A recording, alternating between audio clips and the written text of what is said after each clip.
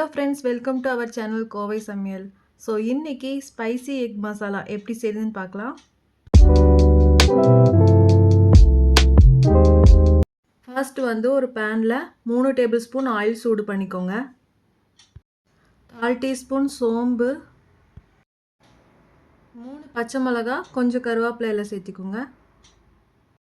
2 வெங்காயம் சின்ன சின்னதாக கட் பண்ணி வச்சுக்கோங்க. இதை நல்லா சேர்த்து வதக்கிக்கோங்க. வெங்காயம் நல்லா கலர் சேஞ்ச் ஆனதுமே இஞ்சி பூண்டு பேஸ்ட் 2 டீஸ்பூன் சேர்த்திக்கோங்க. சேர்த்துட்டு நல்லா மிக்ஸ் பண்ணிக்கோங்க.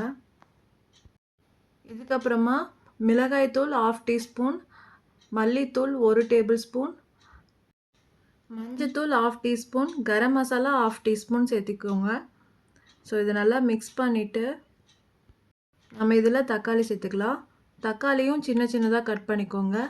2 தக்காளி சேர்த்துக்கோங்க. இப்போ தேவையான அளவுக்கு உப்பு சேர்த்திக்கோங்க. தக்காளி நல்லா சாஃப்டாக குக் ஆகணும். இந்த மாதிரி சாஃப்டாக குக் ஆனதுக்கப்புறமா நம்ம கேப்சிகம் சேர்த்திக்கலாம். நான் 1 கேப்சிகம் எடுத்திருக்கேன். கேப்சிகம் இந்த ஹீட்லேயே குக் ஆயிரும். நம்ம ரொம்ப நேரம் குக் பண்ணணும்னு அவசியம் இல்லை. நெக்ஸ்ட்டு நான் 6 முட்டையை வேக வச்சு எடுத்திருக்கேன். ஸோ இதில் லைட்டாக கீரல் போட்டுக்கோங்க. அப்போ தான் அந்த மசாலாலாம் எக்கோடு நல்லா கோட் ஆகும். இந்த மாதிரி எல்லா முட்டையிலையும் கீரல் போட்டுக்கோங்க. இப்போ நம்ம ரெடி பண்ணி வச்சுருந்த மசாலாவில் இந்த முட்டையை சேர்த்துக்கலாம். எல்லாத்தையும் நல்லா மிக்ஸ் பண்ணிக்கோங்க.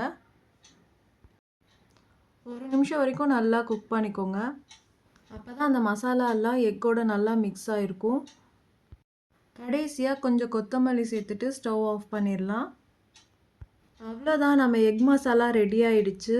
இது சப்பாத்தி, பரோட்டா, நான், ரைஸ் இது எல்லாத்துக்குமே பர்ஃபெக்ட் சைட் டிஷ்ஷாக இருக்கும்.